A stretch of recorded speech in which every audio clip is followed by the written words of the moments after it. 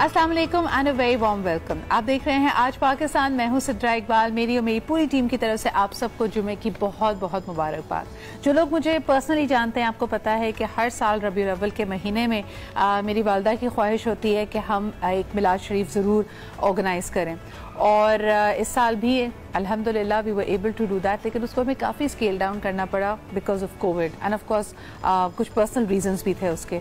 So of course जब बात करते हैं इस तरह की महफिलों की और इज्तिमात की, जब हमें एक दफ़ा इज्तिमाई दुआ करने का मौका मिलता है, अल्लाह के हुजूर हाजिर होकर सब लोग एक साथ अपना दामन फैलाते हैं, तो यकीनन एक मिलने का, एक कनेक्ट करने का एक आपको बहाना बन जाता है। अनफॉर्चुनेटली इस दफ़ा जब हम उसको बहुत ज़्यादा हमने स्केल डाउन किया, हमने दुरूद पाक का ख़त्म रखा और फिर उसके बाद चंद अपनी फेवरेट नाते सुनी, तो ऐसा लगता था कि वो दिल में ज़रूर एक खलश रह गई कि जो सबसे मुलाकात हो जाती थी वो नहीं हो पाई। फिर वो लोग जो हर साल हमारी इस तरह की महफिल में शिरकत करते थे, उनकी तरफ से भी शिकवा आया, उनको लगा कि शायद इस बार हम उनको बुलाना भूल गए या कोई और वजह हुई। लेकिन यकीनन कोविड ने हमारी ज़िंदगियों को बहुत तब्दील किया है।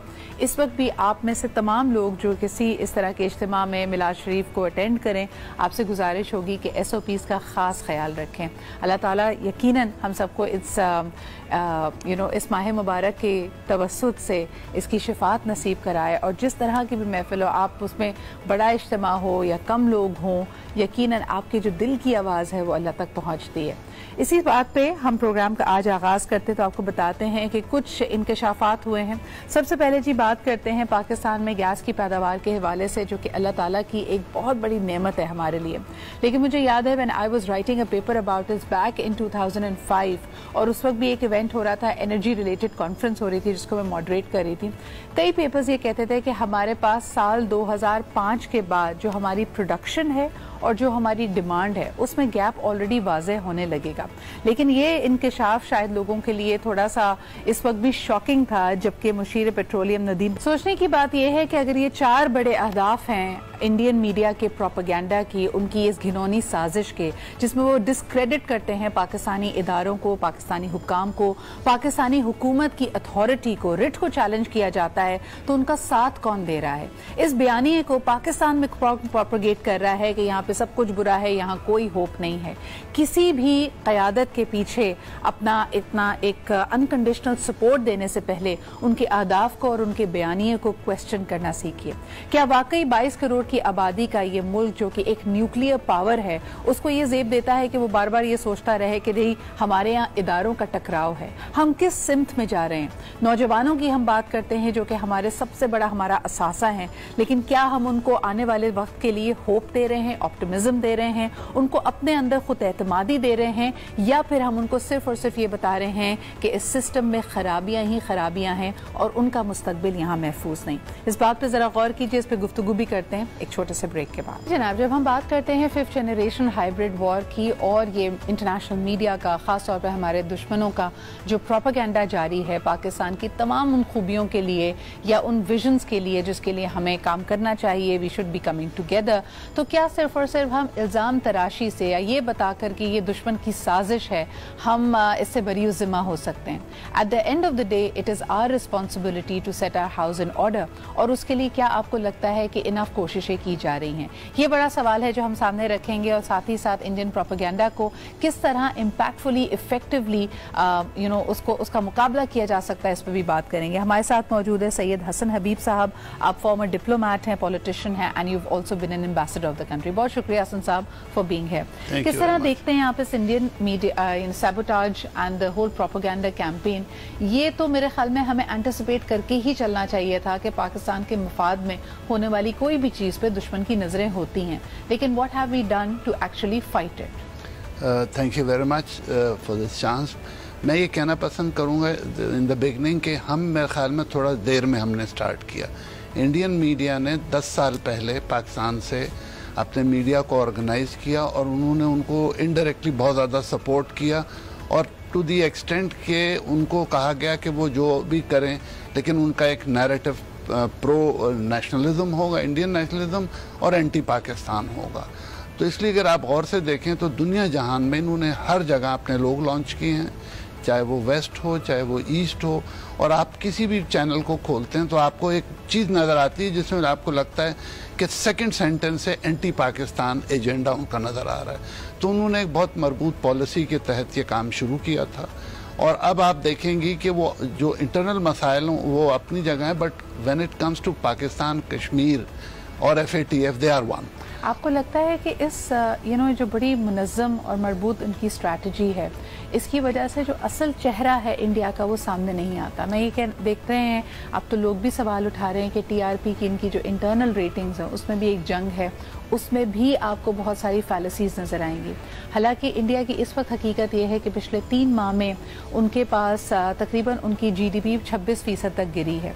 आज दूसरा दिन है जिसको बाकायदा वो सेलिब्रेट कर रहे हैं कि उनके पास कोविड पेशेंट्स की तादाद 7.5 लाख से कम आई है। इस वक्त दुनिया में जो 2 ममालिक हैं, बड़े ममालिक हैं, उसमें नंबर 2 पे आता है इंडिया, जहां सबसे ज़्यादा अफेक्टीज कोविड के मौजूद हैं। लद्दाख में उनके साथ चाइना की वजह से कितनी शिकस्त का सामना करना पड़ा।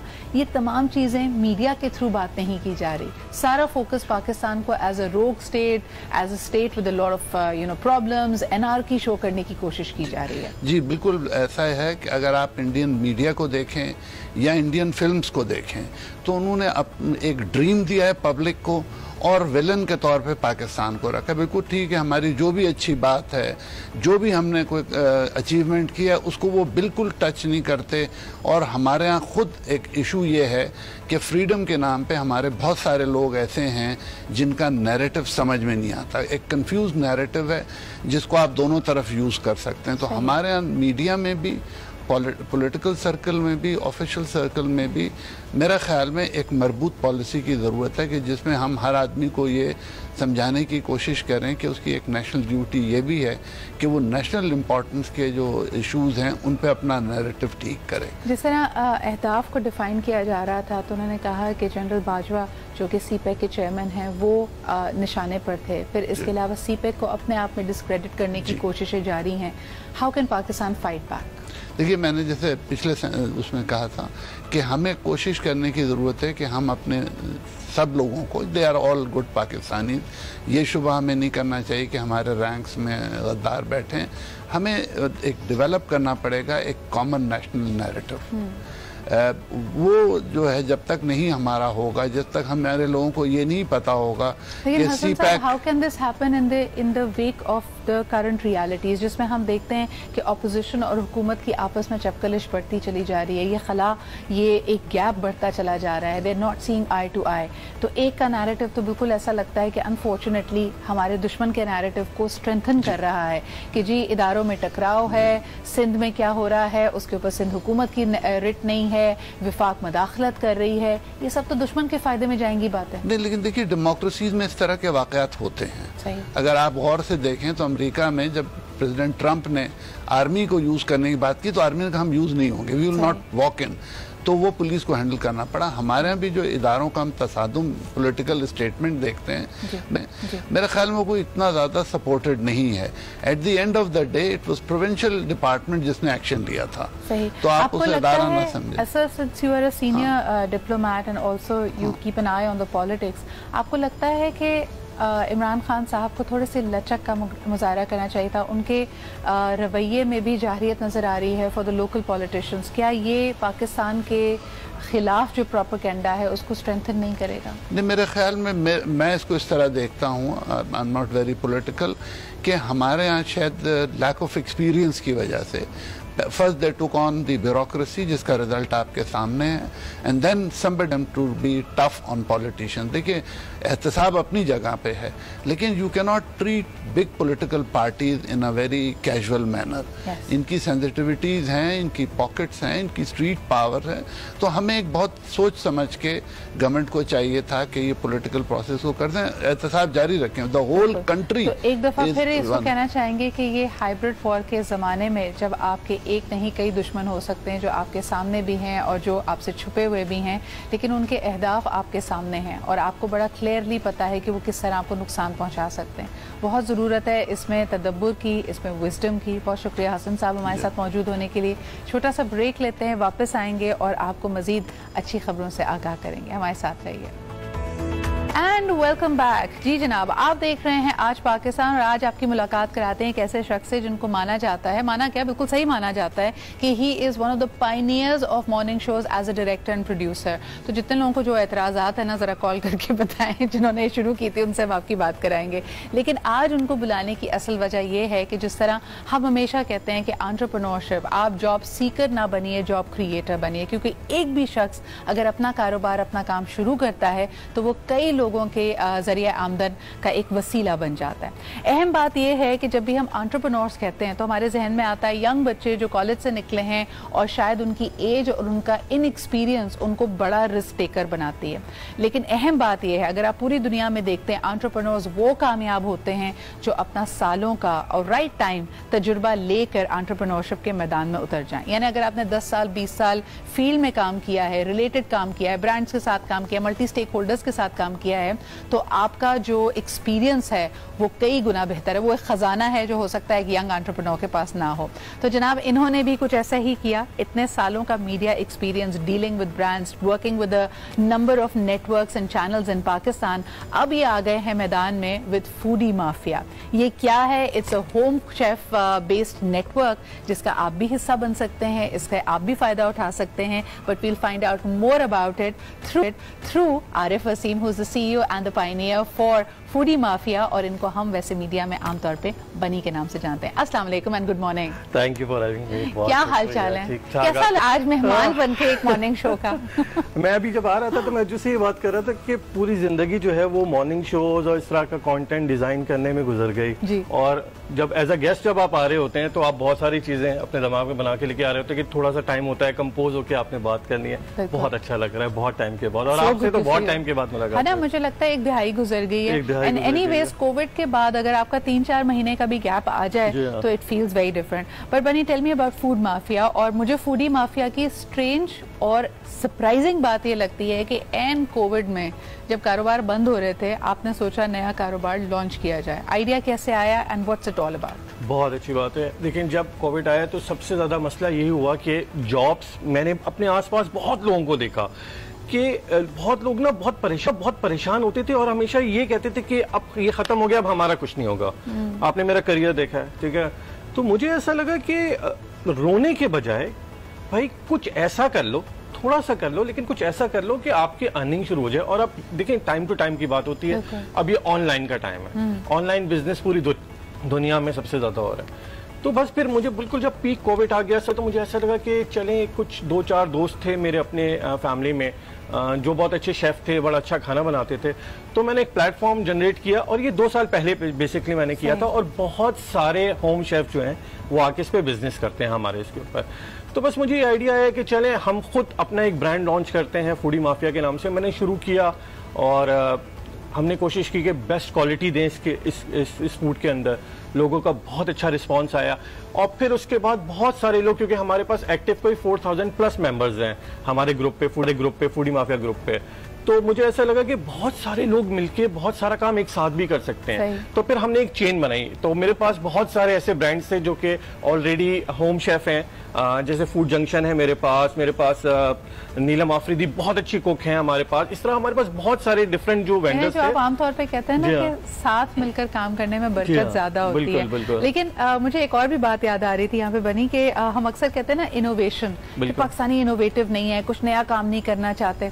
मैं कहती हूँ अगर किसी एरिया में, किसी फील्ड में इनोवेशन है वो खाना है। मैंने पूरी दुनिया में ट्रैवल किया है, जितनी किस्में आपको रोल कबाब की पाकिस्तान में मिलती हैं, दुनिया में कहीं नहीं मिलती। आपने भी ऐसे इनोवेटिव होम शेफ्स को डिस्कवर किया? देखिए, अब होता ये कि बहुत सारे, अब जैसे खाउसे हैं। हाँ। अब मेमनी खाउसे जो हैं वो एक बहुत डिफरेंट किस्म की एक रेंज है, ठीक है?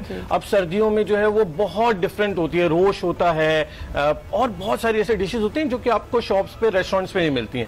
और फिर अब कोविड के बाद जो हाइजीन और ये जो सोशल, सिंपल सी बात भाई, हमें कभी कभार, ठीक है आपके पास लाख में, आई फ्रीक्वेंटली ट्रैवल और बड़े बड़े होटल्स में आप रुके और आपके पास एक मेन्यू खुला हुआ है जिसमें तमाम चीजें, आपको बारबेक्यू मिल जाएगा, कॉन्टिनेंटल मिल जाएगा। अब आपका दिल अगर आलू गोश्त खाने को जा रहा है तो आप क्या करें? बिल्कुल सही बात, फूडी माफिया पे कॉल करें। जी हाँ, फूडी माफिया पे कॉल करें। और मैं तो यहाँ पे सिर्फ ये कहूंगा कि तरीका क्या है वैसे मुझे बताएं, मेरे पास क्योंकि वक्त महदूद है ना, दो चीजें बताएं। एक तो कस्टमर आपको कैसे कांटेक्ट करे, और दूसरा कोई आपका फूडी माफिया का ज्वाइन करना चाहता है एज अ शेफ तो वो क्या? बिल्कुल, देखें सबसे इंपॉर्टेंट ये है कि फूडी माफिया पे एज अ शेफ आप कैसे ज्वाइन कर सकते हैं। दो तरीके हमारे पास। एक ये कि हमारा अपना ग्रुप है फूडी माफिया ग्रुप, ये क्लोज ग्रुप है। आप आइए और एज अ वेंडर आप यहाँ पे स्टार्ट कीजिए, यानी आप घर से अच्छा खाना बना सकते हैं तो आप अपना लॉन्च कीजिए। फेसबुक का पेज बहुत आसान है अब तो, हम ट्रेनिंग भी दे देते हैं, तो आप हमें इनबॉक्स कीजिए हमारे फूडी माफिया हमारे ग्रुप के ऊपर, तो हम आपको पूरी ट्रेनिंग भी दे देंगे। एक तो ऑप्शन ये कि आप आइए और वहां बहुत सारे शेफ हैं जो कि डेली वहां पे अपनी आइटम्स को सेल करते हैं। दूसरा ये कि आप बहुत अच्छा आपका रिव्यू आते हैं हमारे पेज के ऊपर, हमारे प्लेटफॉर्म के ऊपर, तो फिर फूडी माफिया एज ब्रांड आपको शेफ हायर कर लेता है और फिर हम आपको बिजनेस भी जनरेट करके देते हैं और हम आपको सारी इसकी जितनी भी ट्रेनिंग्स होती है वो देते हैं, and it's all free of cost. बिल्कुल सही हो गया। और अगर कस्टमर आपको कांटेक्ट करना अगर कस्टमर हमें कांटेक्ट करना चाहते हैं तो नंबर बता सकता हूँ? नहीं, नंबर आप बिल्कुल बता सकते हैं। मुझे वैसे बताइए कि एरिया, क्योंकि माशाल्लाह पूरे कराची में हम पूरे कराची में हम कहीं पे भी हम डिलीवर करते हैं। मैंने एक्चुअली ये जो शेफ्स हैं, इसलिए जितने भी लोग देख रहे हैं मैं उनको ये बताना चाहता हूँ कि आप अप्लाई जरूर कीजिए।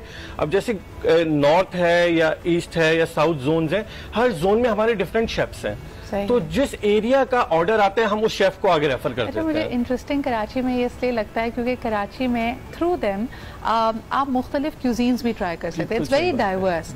आपको गुजराती खाने, पारसी खाने, बोरी खाने मुल्क के किसी और हिस्से में उतने ऑथेंटिक नहीं मिलेंगे, और शायद ये इतने वायबल नहीं होते कि आप इनके साथ कोई रेस्टोरेंट खोल सकें। लेकिन अगर आपने इनको ट्राई करना है और किसी होम शेफ को सपोर्ट करना है तो foodie mafia will be the best. मुझे बताएं सबसे ज्यादा आपके लिए कोई पायनियरिंग आई ओपनिंग डिस्कवरी बनी, कोई ऐसा शेफ आपको मिला हो जो आपने कहा कि यार ये तो कोई गौहरे नायाब था, ये कहाँ छुपा हुआ था? एग्जैक्टली ऐसे बहुत सारे हैं, आप यकीन करें एक की बात नहीं कर सकता। अब हमारा एक ब्रांड है, यानी कि उनका अपना एक ब्रांड है घर का खाना बाय नीलम मुनीर।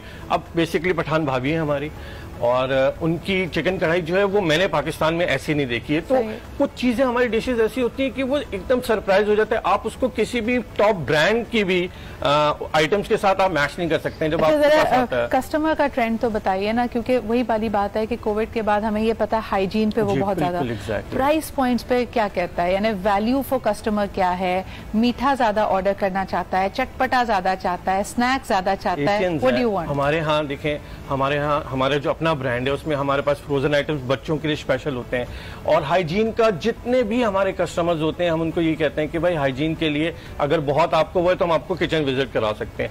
तो बेसिकली तो एशियंस हैं, चटपटे खाने सबसे ज्यादा पसंद करते हैं। अच्छा, हमें यानी कोविड में भी रह के चटपटा गले का ख्याल रखना है भाइयों और बहनों, आप चटपटा खा रहे हैं। मीठा, मीठे में क्या ज्यादा चलता है? मीठे में हमारे यहाँ मीठी टिकिया हमारी बहुत फेमस है, खीर बहुत फेमस है, लाया हूं मैं आपके लिए, जरूर बताइएगा। ऐसे दोस्त होते हैं जिनकी वजह से वजन कभी कम नहीं होता। तो देखें, अगर किसी ने मुझे कभी कहा ना तो you know who to blame.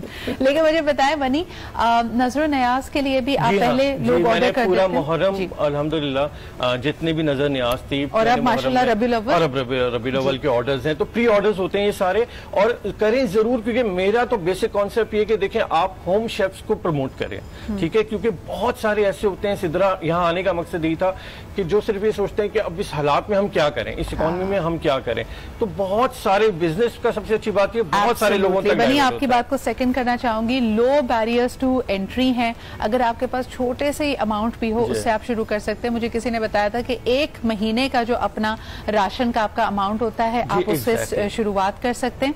और ये अहम इसलिए भी है कि हमारे पास बहुत सारी एप्स हैं जिससे आप फूड ऑर्डर करते हैं, कि आपको पता है कि हमारे रकबे और हमारी पॉपुलेशन डेंसिटी के हवाले से जानकर आपको हैरत होगी, मुझे भी हैरत हुई थी, इतने रेस्टोरेंट्स और फूड जॉइंट्स हैं नहीं। देयरफॉर जो वायबिलिटी आप दूसरे ममालिक में देखते हैं एशियन मुल्कों में, उस तक पहुंचने के लिए होम शेफ्स को प्रमोट करना बहुत जरूरी है। बहुत शुक्रिया Arif, thank you for being here, all the very best. लेते हैं जी एक छोटा सा break, will be right back. And as you can see कि जब हम मुल्क से बाहर नहीं जा सकते तो बहुत सारे लोगों ने रुख किया है इलाका जात जो हमारे नॉर्दर्न एरियाज़ के हैं, उसकी खूबसूरती के क्या कहने, लेकिन फिर दिल में ख्वाहिश होती है कि फॉरेनर्स के पास, हमारे पास भी एक कैंपिंग ट्रेलर हो।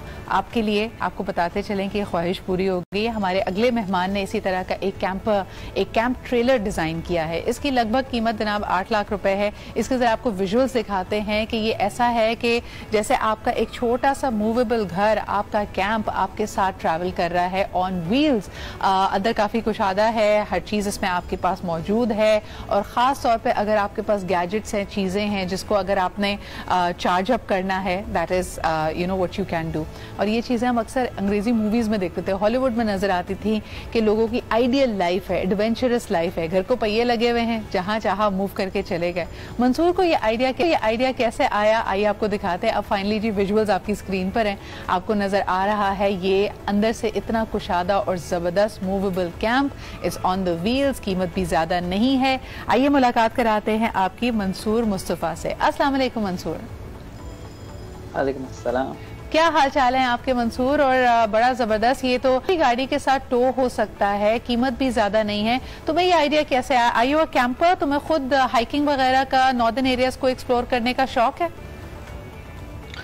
Thank you for having me on your show.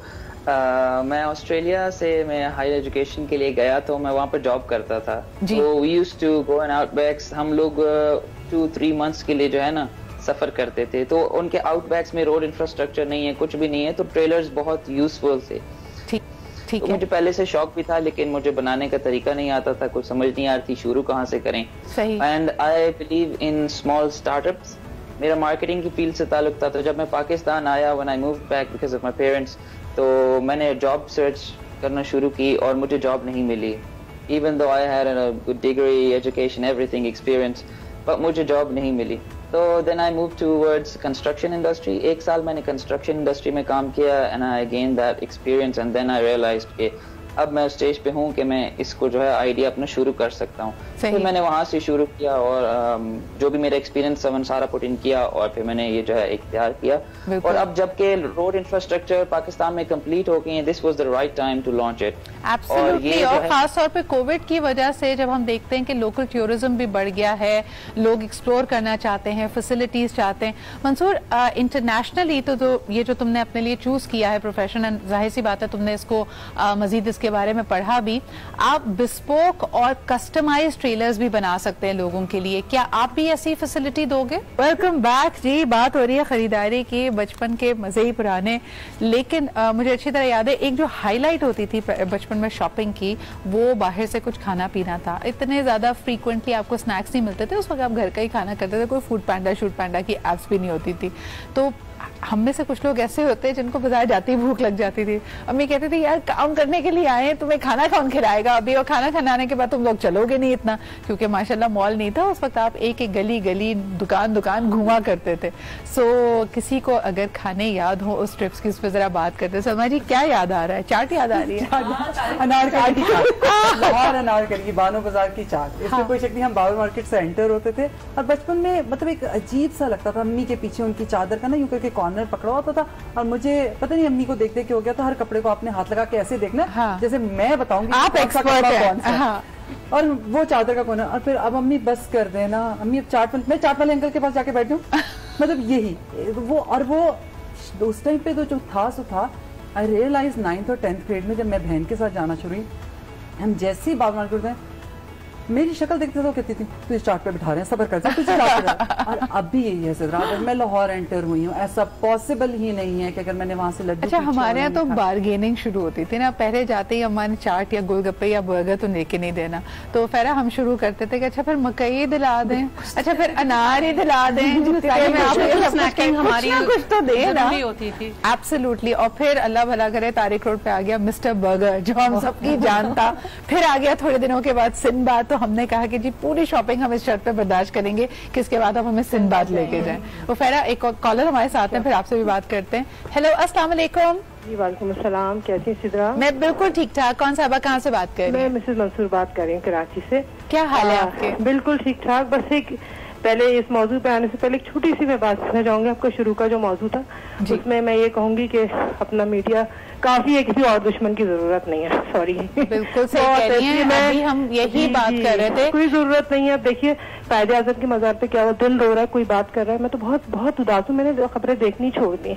कोई बात कर रहा है इस मौजू पे, कोई बात नहीं कर रहा, बस क्या बोले, बहुत अफसोस है। बस आप बताएं कि जो नेशनलिज्म था हमारा, मैं अभी हम खरीदारी से भी अगर इसको जोड़ें तो 2 या 3 ब्रांड्स होते थे जिनका हमें पता था कि अगर हमने स्कूल में जाना है तो जूते उसी के होंगे। अब हमें इतनी डिवाइसिवनेस आ गई है, हम एक दूसरे से इतने अलग हो गए हैं और शायद हम एक दूसरे को बर्दाश्त करने के लिए तैयार भी नहीं। आप यकीन करें सितरा, मुतवस्सित आदमी का इस माशरे में रहना बहुत मुश्किल है। और मैं मॉर्निंग शो के हवाले से ये कहूंगी कि एक तो हम लोग हर रोज वेट लॉस पे बैठ जाते हैं, वजन कम करना, अल्लाह का वास्ता इससे निकलना है। हाँ। हो जाएगा, जिसे वजन कम करना है वो कर रहा है, उसको किसी की जरूरत नहीं है, वो कर रहेगा। भाई मैंने भी किया है, मैं 51 ईयर्स की हूँ, मैंने जिस तरह किया वो मैं अपने रूटीन के हिसाब से। मैम आपको एक बात बताओ, मैं अक्सर लोगों को कहती हूँ ये जो ऑब्सेशन है ना वजन कम करने की, आप अल्लाह से पनाह मांगे कि खुदा ना खास्ता आप बीमार पड़ते हैं अगर, तो यक आपका वजन कम हो जाता है। लेकिन क्या आपने ये मांगा था? आपको सेहत मांगनी चाहिए। आप यकीन, छोटी सी बात बताऊं, हम अप्रिशिएट किसे कर रहे हैं जो बिल्कुल दुबली हो गई है, अल्लाह जाने वो क्या क्या, हमें क्या पता क्या कर रही हैं। बस उनको हम दुबला होना चाहिए, गोरा होना चाहिए, बाकी सब भाड़ में जाए। बिल्कुल सही, ये बड़ा गलत हुआ है। अच्छा, शॉपिंग के हवाले से मैं ये कहूंगी कि भाई देखिए, मैं खुद जाती हूँ, अब मैं खाटी चली जाती हूँ, यहाँ वहाँ गए, खरीदा आगे, क्योंकि उन्होंने अब मासेस के लिए कर दिया है। सही है ना, सबसे अच्छी बात ये है। अच्छा, मुझे बताइए मैम, क्योंकि अब आप रेडी टू वेयर कपड़ों की बात कर रही हैं, पहले जो एफर्ट होती थी, जो अपनापन होता था, इन्वॉल्वमेंट थी कि फैब्रिक लिया, दुपट्टा रंगवाया, लेसें खरीदी, बटन खरीदे, फिर उसको सिलवाना, वो मजा है रेडी टू वेयर? वो नहीं रहा। मुझे ऐसा लगता है कि अब कुछ काम ही नहीं रहा है। हाँ। आप गए, ऐसे मैं तो चले थोड़ा बड़ी खातून, थोड़ा वजन, मेरी बेटी हो गई, खरीद लिया, मैं तो अपने कपड़े सिलवा लेती हूँ। मेरी बेटी काफी महीशी 5'8", तो वो उसको नहीं मिलते हैं बाजार में कपड़े, उनके लिए मुझे पजामा, तो मैं तो भाई सिलवाती हूँ, क्योंकि बैठ के वो एरिया नजर आ रही है, अच्छा नहीं लगता। खैर आप सबने अपनी अपनी पसंद है, मगर ये है कि आप सही कह रही हैं कि आप गए आपने, और मैं तो चली जाती हूँ इन स्टोर्स में, और यकीन करें इन्होंने मासिस के लिए लगाए, कोई महंगी नहीं है। 1500 रुपए का सूट आ गया, दुपट्टा आपने 250 का खरीद लिया, पूरा सूट हो गया 1500 रुपए में, और अच्छा भी हो गया। बहुत शुक्रिया मैम कॉल करने के लिए, बड़ा मजा आया आपसे बात करके। उफेरा, उनका वो बात नहीं है, वो जो इन्वॉल्वमेंट थी वो उसको हम मिस करते हैं। एक्चुअली पता है Sidra, what's the reason behind is ये कि हमारे यहाँ ना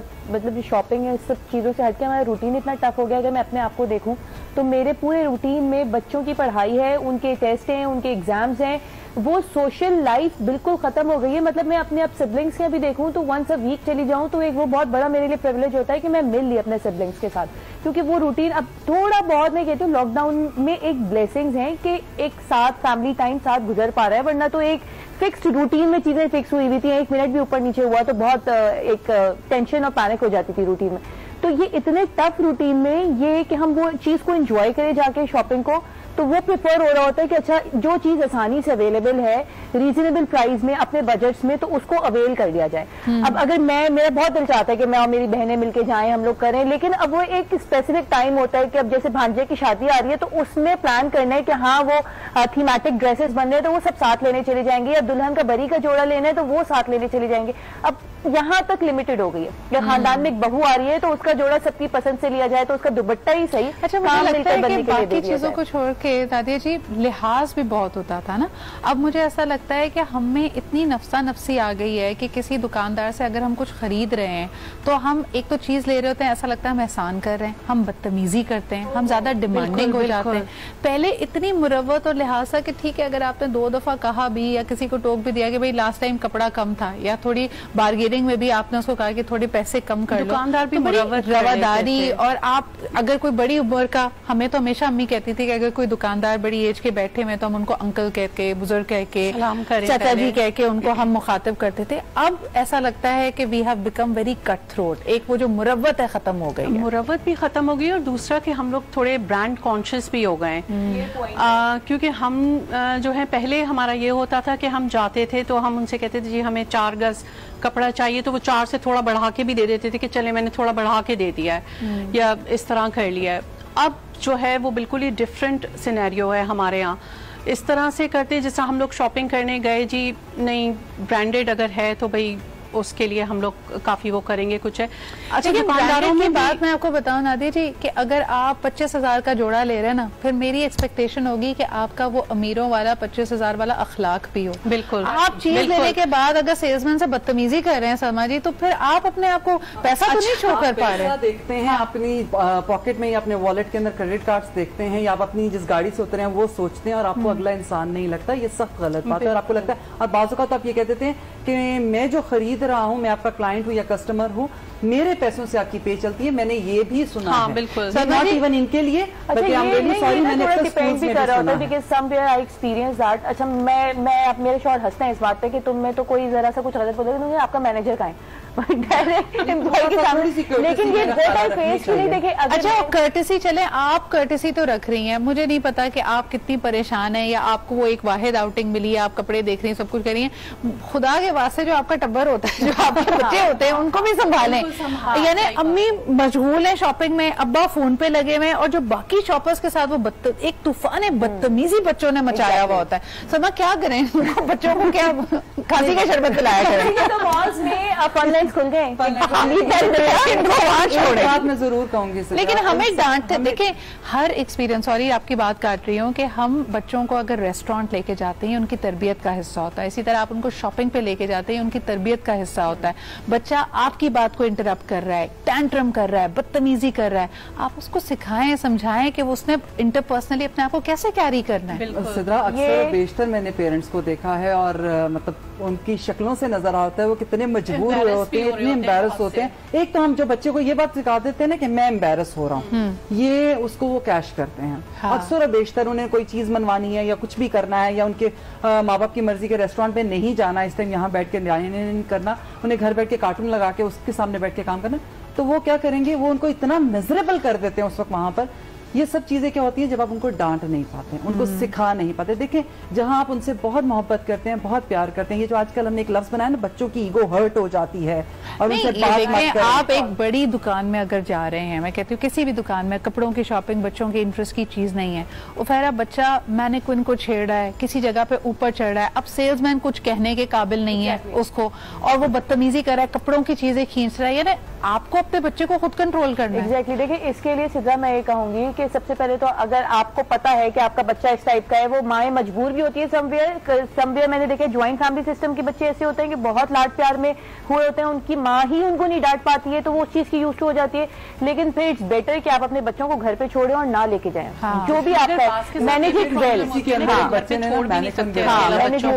मैनिक्विन गिरा तो कहते हैं आंटी खुद अपने आप को नहीं संभाल सकते। बहुत बोल्ड हो चुके हैं आजकल के बच्चे। मतलब एग्जैक्टली, आप 6 साल के बच्चे को कुछ बोलेंगे तो उसके एक्सप्रेशंस, उसके रिप्लाईज ऐसे होंगे। और फिर मैं personally mother, as a mother मैं ये सोचती हूँ कि मैं मदर को ब्लेम नहीं कर सकती हूँ।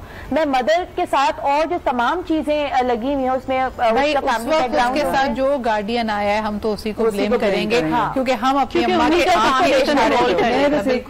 के इन सारी भाग दौड़ के अंदर जहाँ हम अपने टॉपिक की बात कर रहे थे कि टाइम नहीं है, तो ये सिर्फ मुझे लगता है कहीं चीज गलत है। आप अपनी फैमिली को पूरा टाइम देती हैं, आप अपनी बहनों को पूरा टाइम देती हैं, शोज भी ऑर्गेनाइज करवाती हैं, खुद अपने शोज करती हैं, कि आप टाइम निकालते हो, इवन ये कि आप शॉपिंग पे भी जाती हैं, तो सारी चीजें आप मैनेज सारी चीजें आप मैनेज कर रहे होते हैं। कहीं ना कहीं हम प्रायोरिटाइज नहीं कर पा रहे। और मैं एक बात ये जरूर कहूंगी, जहाँ ब्रांड्स बहुत ज्यादा इन हो गए हैं, जहाँ मॉल्स बहुत ज्यादा इन हो गए और हमारे बच्चे खुद शॉपिंग करने लग गए हैं, नहीं, लेकिन मैं अक्सर ये बात कहती हूं, मैं एक बात कहूंगी, etiquettes of being in a mall, mall है भाईजान, पार्क नहीं है, बच्चे वहां पे भी भाग रहे हैं, बदतमीजी कर रहे हैं, फूड कोर्ट में खाना आप तमीज से देखें, आप रेस्टोरेंट में नहीं है फिर भी इट्स अ पब्लिक प्लेस, आप अपनी टेबल कैसे छोड़ते हैं। यानी अगर आपने वहां पे फास्ट फूड को ऐसे छोड़ा है कि ये जंग का मैदान था और आपको शायद सुकूत ढाका के बाद पहली दफा खाना मिला और मस्त मनाजिर हमें दिखा है, ट्रेज वहीं पे छोड़ देते हैं। हमारी आदत है जिस तरह हम लोग जब भी खाते हैं ट्रे उठा के ट्रैश में जो है वो जरूर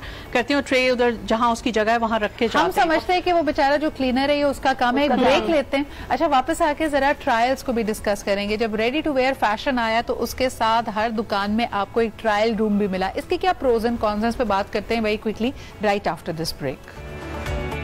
एंड वेलकम बैक जी। हम बात कर रहे हैं कि ज़माने ने बड़े बड़े अंदाज बदले हैं। अब रेडी टू वेयर के बाद ऑफ कोर्स लोगों को ये देखना होता है कि दिखने में एक डिज़ाइन, एक कपड़ा बिल्कुल सही लग रहा है, लेकिन ट्राई करके पहन कर ये कैसा लगेगा।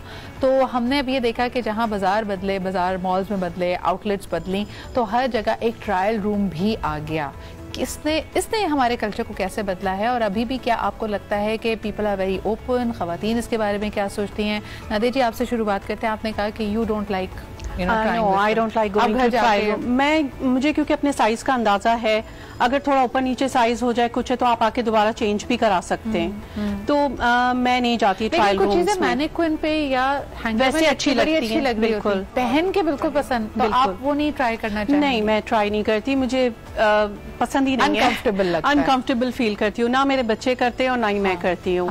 फेरा, आपका क्या है इसके ऊपर? Never tried any trial room. Instead के बेटे हैं, फिर भी मैंने उनको भी अलाउ नहीं किया। छोटा बेटा बड़ा शौक रखता है कि मामा मैं ट्राई करके देखूं। नहीं, there are so many reasons, लेकिन हाँ मैं करती क्या हूँ, ये बात आपकी सारी सही है कि उसमें पता चल जाता है। मेरे बैग में इंच टेप जरूर होता है, मेजरमेंट्स वगैरह सारी मैं उसकी भले से वो बोल दें सही, मुझे सारी पता है। बेटों के भी शोल्डर्स हो गए, टी शर्ट्स की लेंथ हो गई, वो सब मैं वहाँ पे मेजर करके देखती हूँ। और अगर इतना मुझे डाउटफुल हो रही होती हूँ कि पता नहीं चीज अच्छी लगेगी नहीं लगेगी, तो वो चीज मैं नहीं लेती।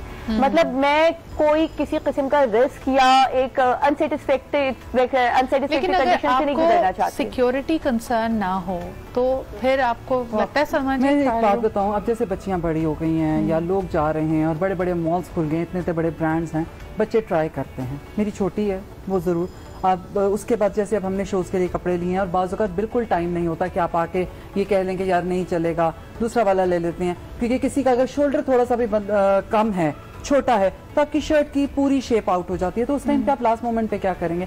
आप ट्राई करते हैं, लेकिन ये है कि मैं कहती हूँ सेफ्टी मेजर्स आपने सारे लेने होते हैं। और उसमें बहुत सारी क्या रेकमेंड करेंगे? उसमें सारी चीजें ये हैं कि कह देती हूँ। एक तो ये कि अगर आप अपनी शर्ट को लेकर जाते हैं कभी भी जैसे प्लान है आपका शॉपिंग का, तो आप जरूर रखें। और पैंट्स का मुझे आज तक नहीं, ये मामा जीन्स और पापा जीन्स का मुझे कभी समझ नहीं आया। हर दफा साइज चेक करना पड़ता है, ये बड़ी हैरानगी की बात है। थैंक्स टू कोविड के मॉल्स में मना हो गया था कि आपने ट्राई नहीं करना।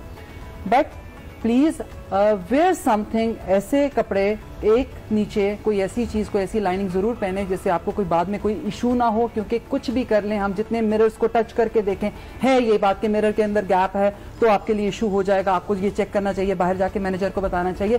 ट्राई के लाइट ऑफ करके आप कपड़े ट्राई करके देखें। तीसरी चीज जो सबसे बड़ी बात है जो मैंने फेस भी की है, और वो ये थी कि एक शॉप है, बहुत बड़ा ब्रांड है हमारा, और उनको नहीं पता, ये नहीं कि वहाँ कोई इशू था, कैमरास जो लगे हुए थे वो गलत लगे थे। अच्छा, दूसरा, और वो कैमरास अपनी जगह होते हैं। अक्सर ये देखा जाता है कि ट्रायल रूम्स के अगर क्यूबिकल्स बने हुए हैं, जब इनके पास क्योंकि इन्वेंट्री आती है, एक में ये लोग इन्वेंट्री रख देते हैं। तो एट टाइम्स आपकी जिम्मेदारी है कि अगर आप ट्रायल रूम में जा रही हैं या बच्चे आपके साथ है, तो इर्द गिर्द के क्यूबिकल्स में कौन है, किधर है। हो सकता है कभी कोई सेल्समैन कोई चीज उठा रहा हो और आपको ना पता हो, तो ये चीजों का ख्याल आपको खुद बताऊंगी। स्पेशली मैं बच्चियों के लिए बात कह रही हूँ कि बच्चियां शॉपिंग करती हैं, अगर आप अकेले जाके कर रहे हो, फ्रेंड्स के साथ जाके कर रहे हो, तो एक बंदा कभी भी ना जाए। हाँ, ये मेरी कुछ एक बाहर बंदा, सारे बच्चे हंसते हैं कि लाइक आप इतनी एज की हो गई हैं, इतनी भी बात नहीं होगी आप। मैं अपना स्टूल लेके उसमें चेंजिंग एरिया में बैठी होती हूँ। हाँ भाई, क्योंकि मैं कंफर्टेबल नहीं हूँ। हाँ। अब ये जमाने की रीत बन गई है। कुछ ऐसी चीजें हैं जो बच्चों ने आसान होता है ना कि अगर आप कुछ ट्राई कर रही हैं और आपको सेकंड ओपिनियन चाहिए अपने फ्रेंड का या मदर का, तो आपको बाहर आना पड़ता है। तो बेहतर है कि आप वहीं पे बैठे। लेकिन ये सिक्योरिटी के हिसाब से भी बहुत अच्छा है। माँ है, बहन है, फ्रेंड है, कोई ना कोई अदर पर्सन जरूर आपके पास वहां पर होना चाहिए। और कैमरे की जहां तक बात की है, क्योंकि मैं फिर ये बात कह रही हूँ, बाज़ वक़्त कैमराज ऐसे लगे होते हैं, अगर वो रोटेट करते हैं तो जो रिफ्लेक्शन आ रहा है मिरर से, वो कैच कर लेता है। ये हुआ है कई लोगों के साथ, पिक्चर्स में हुआ है। कई लोग जी कुछ कपड़े ट्राई करके अपनी तस्वीर ले रहे थे तो पीछे से कोई शख्स नमूदार हो गया। इट्स वेरी इंपॉर्टेंट कि आप अपना ख्याल रखें, क्योंकि ये डूज एंड डोंट्स में शामिल होते हैं। अच्छा जी, पहले लोग कहते थे कि अगर कोई चीज टूट गई तो आपने उसका पूरा हिसाब देना है। अगेन वही बात आ जाती है कि बच्चों को किस तरह कंट्रोल किया जाए। क्या आप लोग बेहतरीन, आप लोग अपने सजेशंस दें, स्ट्रैटेजी क्या होनी चाहिए? बच्चे की चीज आखिर में लें, क्योंकि जैसे ही बच्चे की खरीदारी हो जाती है उसके बाद उसका इंटरेस्ट खत्म हो जाता है। उसका कोई ना कोई ऐसी चीज होती है। हर बच्चे का किसी न किसी खिलौने के साथ ऐसा होता है कि वो अपने पास रखता है। कोई ना कोई ऐसी चीज उसके पास जरूर रखें। लेकिन प्लीज प्लीज सिद्रा, मैं सिर्फ ये बात कहती हूँ हर माँ को कि आंख का, मेरी अम्मी कहती थी आंख का झपकना जो है ना, नहीं इशारा, आंख का झपकना जो है ये खता है। सिर्फ अब माँ ने, अक्सर बेशतर ऐसे हुआ है, माँ तो मेरी माँ ने आके रोक के किसी को पूछा अगर उसका बच्चा गिर गया है या उसने कहीं गायब हो गया, एकदम एक लम्हे के लिए नहीं दिखा, तो मैं कहती तुमने आंख क्यों झपकी? माँ को आंख झपकना हराम है। तो ये सख्ती है, चाहे बच्चा बदतमीजी कर रहा है, चाहे खेल रहा है, चाहे किसी चीज को टच कर रहा है, आपकी नजर उसके ऊपर होनी चाहिए और उस बच्चे को ये पता होना चाहिए इस टाइम यहाँ पर कुछ भी हो सकता है। और कोविड के साथ साथ आपने ये भी देखना है कि मैं अक्सर देखती हूँ, सिर्फ पाकिस्तान में अक्सर आप ये देखेंगे कि हम अपने बच्चों को इतना फ्री हैंड दे देते हैं कि वो नीचे बैठ रहे हैं, उठ रहे हैं, चीजों को खराब कर रहे हैं, किसी पब्लिक प्लेस में बैठे हैं तो पेन से जो ना जो आपकी चेयर है उसके ऊपर निशान बना रहे हैं। These are things that you need to take care of. जहाँ हमारे माशरे में बड़ी तब्दीली आई है, हमारे शॉपिंग स्टाइल में बड़ी तब्दीली आई है, कई चीज़ें तो अब आप ऑनलाइन ले लेते हैं, लेकिन फिर भी ज़रूरत इस बात की है कि हम अपने अमल पे और इसको एक लर्निंग एक्टिविटी के तौर पे बच्चों को लेके चलें। बहुत शुक्रिया वफेरा, Nadia, Salma ji for being here with us. बड़ा मज़ा आया, पुरानी यादें भी ताज़ा की और आज के हवाले से भी कुछ सलाह अपने व्यूअर्स को दी। आप सबसे फिर मुलाकात होगी मंडे को। अपना बहुत ख्याल रखें, अपना वीकेंड एंजॉय करें। खुदा हाफिज़।